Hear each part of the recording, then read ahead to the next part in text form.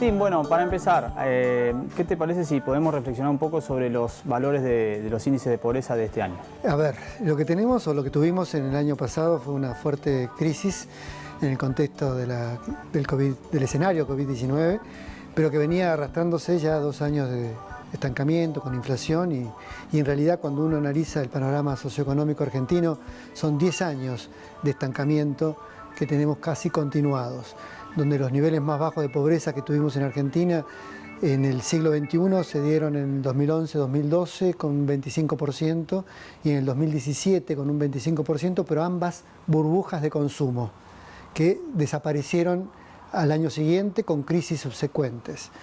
Lo que ocurrió durante los últimos, el escenario COVID es que agravó ya las contradicciones que tenía el escenario económico y social argentino y elevó la pobreza a por arriba del 45% en el momento más crítico.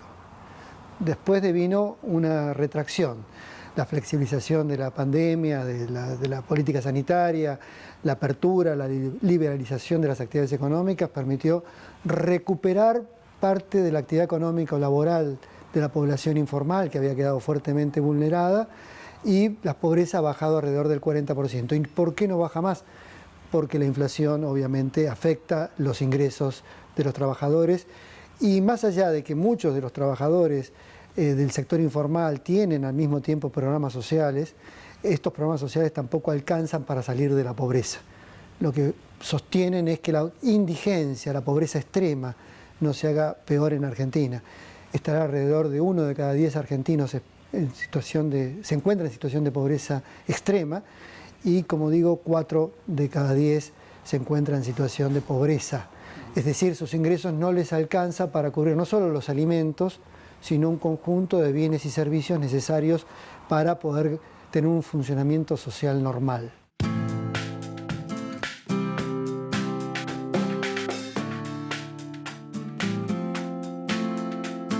Recién hablaste que la pandemia afectó, pero puntualmente, porque mucha gente lo dice, lo vemos en los medios, ¿no? Sí, la pandemia hizo que ocurra tal cosa. ¿Cuáles fueron los puntos claves o esas causas que podemos mencionar para que la gente entienda por qué la pandemia afectó a los índices de pobreza? Bien, a ver, aumentó porque afecta directamente a la pobreza 2 elementos.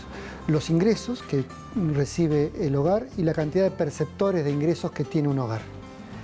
Si eventualmente pierde perceptores o pierde ingreso real cada uno de esos perceptores, lo que ocurre en el hogar es que reduce sus ingresos y pasa por debajo de una línea que es esta canasta básica de alimentos y servicios que permiten un funcionamiento social. Entendamos que esa canasta está hoy en Argentina alrededor de 70.000 pesos, 68.000, 70.000 pesos para una familia tipo. Cuando se gana por debajo de eso se es pobre. ¿Qué ocurrió con la pandemia? Lo que ocurrió con la pandemia fue que hubo sectores informales que no pudieron salir a trabajar y perdieron, por lo tanto, perceptores. El hogar perdió perceptores, personas que no podían tener un ingreso con base en el trabajo. Y si bien el Estado lo compensó con lo que se llamó el IFE, el ingreso familiar de emergencia, que es dotarlo de alguna asistencia, no fue suficiente para cubrir lo que era la pérdida de ese trabajo.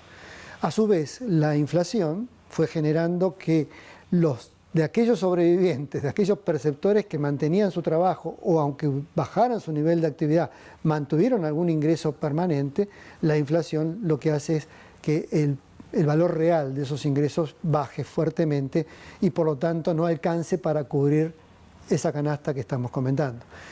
El escenario COVID lo que produjo fue un shock de parálisis económico-social a partir de la política sanitaria y esto generó que sobre todo el sector informal se viera muy fuertemente afectado, también sectores del turismo, de los servicios, de algunas actividades productivas o comerciales, restaurantes, etcétera, que perdieron trabajo. Hay mucha gente que perdió su trabajo, sobre todo los sectores informales, y sobre los sectores formales, si bien no hubo tanta, porque había una prohibición de despido y por lo tanto no se podía despedir, y básicamente esto sigue hoy por hoy vigente y los segmentos formales no se vieron tan afectados, tampoco mejoraron sus condiciones de trabajo. Algunos de ellos se perdieron su empleo, pero otros lo mantuvieron. Pero la inflación a partir de ese momento agravó todas las condiciones de ingresos y hoy un empleador no puede estar en condiciones de pagar mejores salarios cuando incluso su nivel de actividad es más baja que antes del COVID.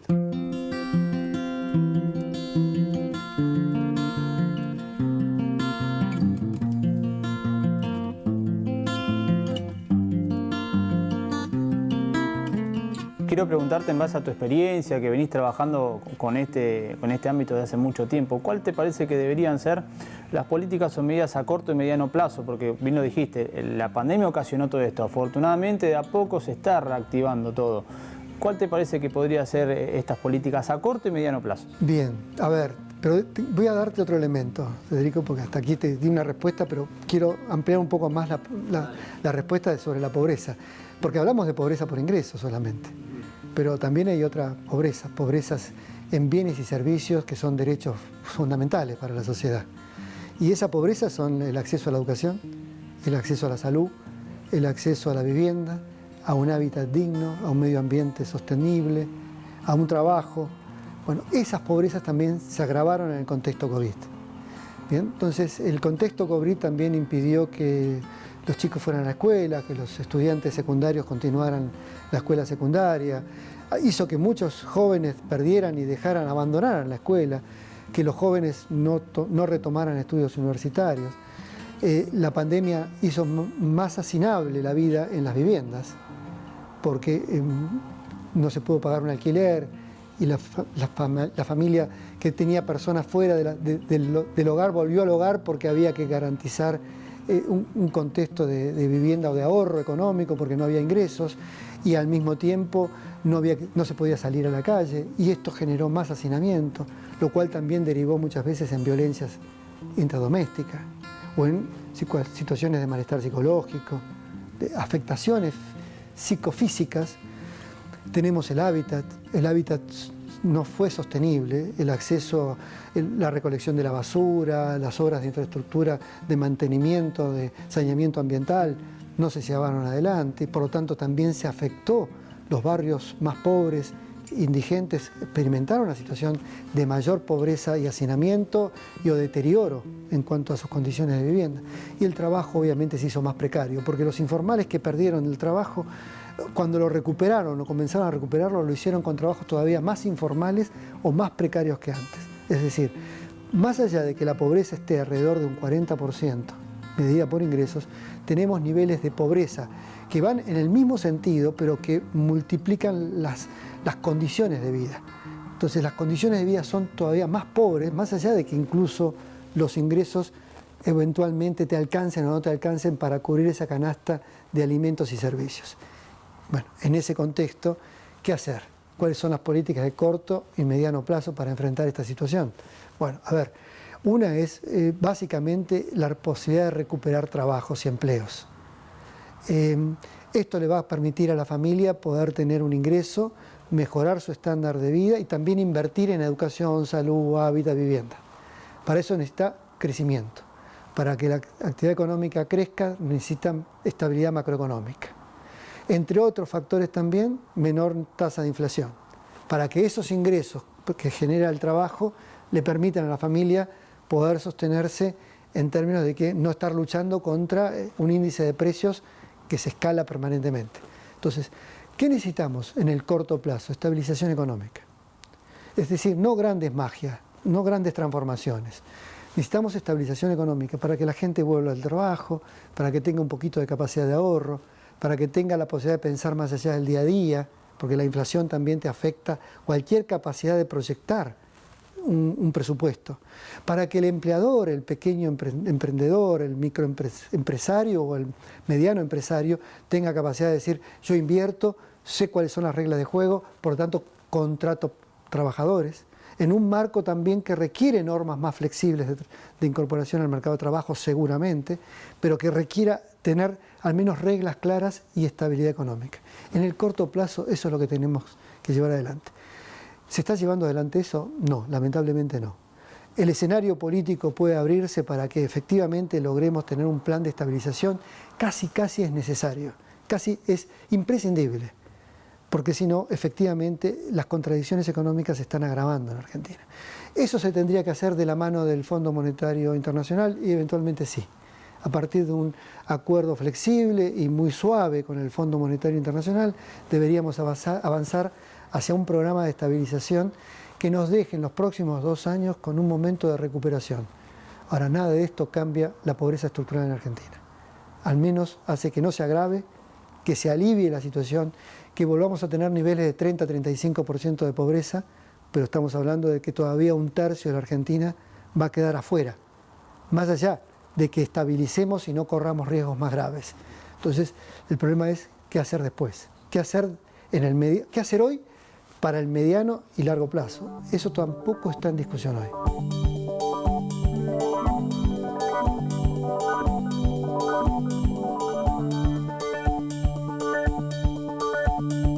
Sé que todavía lo están procesando, pero ¿podés darnos un aproximado de cuáles serían los índices o los valores que estaríamos arrojando para fin de este año? Y bueno, debido a la recuperación que ha habido en términos económicos, que ha existido en términos de que la actividad informal volvió a activarse, el turismo, los servicios, el comercio, todo esto generó un alivio, pero vuelvo, un alivio que está fuertemente afectado por la inflación. A ese alivio económico laboral se le sumaron los programas sociales. Dirían, tal vez, los programas preelectorales o la burbuja de consumo preelectoral. Aumentaron los programas sociales dirigidos hacia los sectores más vulnerables. Y esto hizo que cayera un poco la indigencia, que esté por debajo del 10%, y que cayera eventualmente la pobreza por debajo del 44-43%, por debajo de esos valores, entre el 40 y el 42 en niveles de pobreza, entre el 8 y el 9 en niveles de indigencia. Ahora, quiero agregarte algo más a esto, que era el comentario que me habías hecho o la pregunta que me habías hecho, qué hacer en el mediano plazo o cómo responder a esto. Buena parte de los factores o de las causas que uno analiza tienen elementos económicos, y los juicios que yo te fui vertiendo, análisis que te fui vertiendo, tienen elementos económicos, condiciones macroeconómicas, bajar la inflación, crear incentivos para la producción, para la inversión, para crear trabajo. Pero no solamente necesitamos consignas económicas o reglas económicas. Creo que buena parte de que eso no ocurra, de que no esté ocurriendo una política más de estabilización económica, más racional en condiciones macroeconómicas, lo tiene la política. La explicación no está en lo económico, sino que está en el clima político y en la grieta política y en el sistema político argentino. Diría que el sistema político argentino ha quedado entrampado en una grieta de debate ideológico sin preocuparse de los problemas reales de la gente. Y en el contexto de una preocupación ideológica, de disputas por el poder, ya sea unos u otros, blancos o negros, amarillos o azules, aquí disputando el poder, perdiendo de vista la importancia de crear acuerdos, de crear políticas de Estado a partir de consensos, de acuerdos políticos, no solamente corporativos, sino de acuerdos políticos, en donde no se concentra energía para pelear a ver quién empuja más fuerte dentro del laberinto, para ver si se sale de un lado o se sale del otro, sino juntos poder salir por arriba del laberinto. Este tipo de estrategia requiere de líderes políticos que el sistema político parece no tener. Y te diría que ese es el problema más grave, porque la ecuación económica no es que es fácil. Estamos entrampados en problemas económicos estructurales importantes desde hace mucho tiempo, pero se resuelven. Las ecuaciones económicas que dan solución a los problemas existen. Lo que todavía no tenemos es la ecuación política que dé solución al problema de un sistema político que no logra encajar o encuadrar, justamente proyectar soluciones, que provea de soluciones a los problemas de la gente más allá del día a día o más allá de la próxima elección, sino para la próxima generación.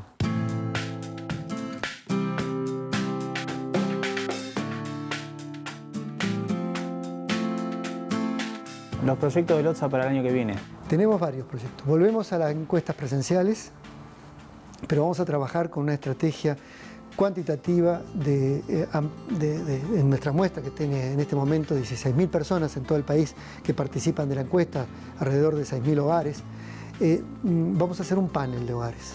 Vamos a hacer un seguimiento del panel de hogares a lo largo del tiempo. Ya lo venimos siguiendo 2 años.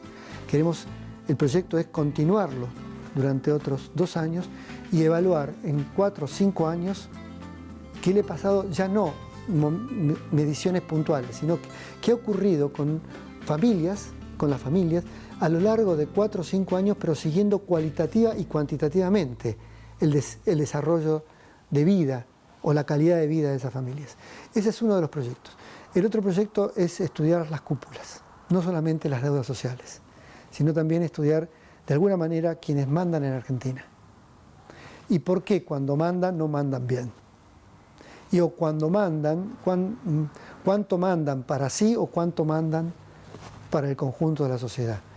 Queremos calar no solamente sobre las deudas sociales, sino también entender sobre las clases dirigentes y sobre quienes mandan en Argentina, efectivamente poder identificar esos problemas que te estaba mencionando de fallas estructurales que tiene el sistema político. Para eso, eventualmente, es un estudio cualitativo, no son estudios cuantitativos, son entrevistas en profundidad que estamos pensando con dirigentes sociales y siguiendo una tradición de un sociólogo importantísimo que ha tenido Argentina y que ha tenido la Universidad Católica, que es Imaz. Y con Imaz hizo su primer estudio en los años 60, un estudio sociológico importante, se llamaba Los que mandan. Entonces retomamos aquel estudio de Imaz sobre los que mandan y queremos una radiografía comprensiva de quiénes son hoy esas personas, esos segmentos, esos sectores y por qué no mandan bien. Agustín, has sido muy claro con tus conceptos. Gracias.